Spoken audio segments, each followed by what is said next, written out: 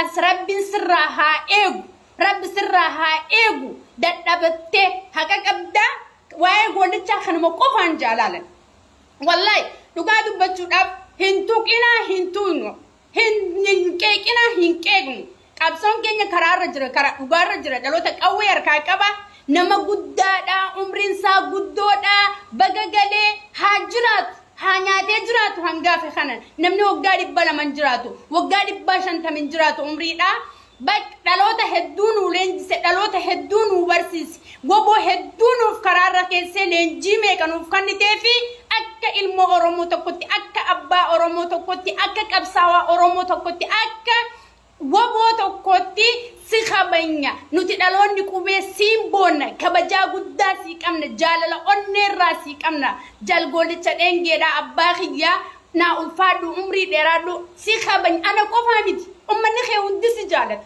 hundi keenya si khabanya dhaloota irratti barnoota meeqa barsiiftee bosona sirraa hafee ayaan ati nuu hambifte ayaa guddoodha ilmaan oromoo gaa waa'ee goolichaan qanumaan dubbachuu barbaada kan biraa ani wanni nan qabadee dhufi kan addaati keessumattiin ibsachuu barbaade waa'een isaas na quuqaa so Tigray addeeno Tigray dahan Tigray adde Tigray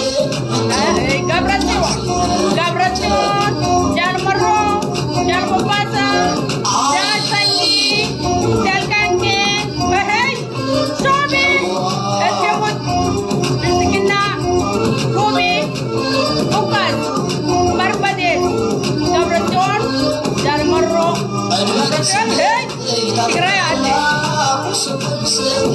Tigray adde Tigray adde Karena amma bau banamu koni. Banu. Luar sisi nanti kan jadi kerja tuan. Nanti kan luar sisi mani rani jangan jangan. Naga pada. Tigray. Naga pada.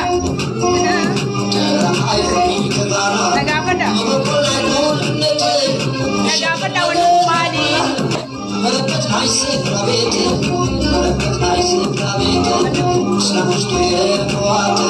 Yap. Dan wanita sejarah napa kayaknya. Wah impatnya masih sih.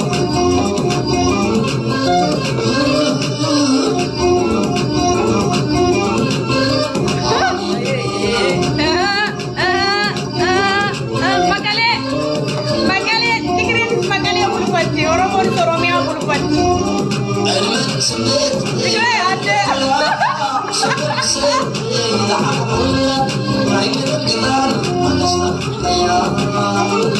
Jalmarroo kooti mana jirraa bartee hojii jirraa bartee jaallataa waan.